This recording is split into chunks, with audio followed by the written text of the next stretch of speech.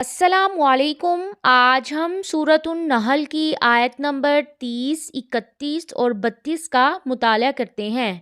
اعوذ باللہ من الشیطان الرجیم، بسم اللہ الرحمن الرحیم۔ وکیلا، اور کہا جاتا ہے، للذین، ان لوگوں سے جنہوں نے اتقوا، تقوی اختیار کیا، ماذا، کیا کچھ، انزلا، اتارا، ربکم، تمہارے رب نے، قالو، وہ کہتے ہیں، خیرن، بہت اچھا، الذین، ان کے لیے جنہوں نے، احسنو، اچھا کیا، فی ہذہ الدنیا، اس دنیا میں، حسنۃ، بھلائی ہے، ولدار الآخرۃ، اور آخرت کا گھر، خیر، بہتر ہے، ولنعم، اور کتنا اچھا ہے، دار المتقین، متقین کا گھر۔ اس سے پچھلی آیات میں ہم نے کافروں کے متعلق پڑھا تھا کہ جب ان بدبخت کافروں سے قرآن کے بارے میں پوچھا گیا تھا کہ تمہارے رب نے کیا نازل کیا، تو وہ اللہ تعالیٰ کی رحمت کا انکار کرتے ہیں اور کفران نعمت کرتے ہوئے کہتے ہیں وہ تو گزشتہ قوموں کے واقعات کا مجموعہ ہے۔ ان کا انجام پھر بیان کیا گیا کہ فرشتے ان کے ساتھ مرتے وقت کیا کریں گے۔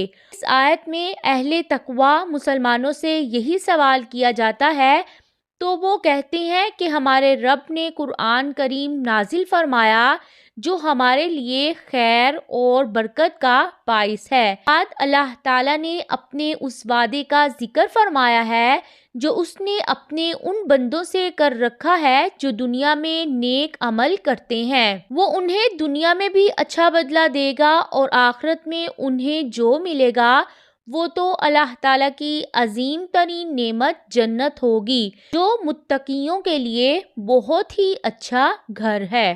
جنات، باغات ہیں، عدن، ہمیشگی کے، یدخلونہا، وہ داخل ہوں گے ان میں، تجری، بہتی ہیں، من تحتہا الانہار، اس کے نیچے سے نہریں، لہم، ان کے لیے، فیہا، اس میں ہوگا، ما، جو کچھ، یشاؤون، وہ چاہیں گے، کذالک، اسی طرح، یجزی اللہ، بدلہ دیں گے اللہ تعالی، المتقین، متقی لوگوں کو۔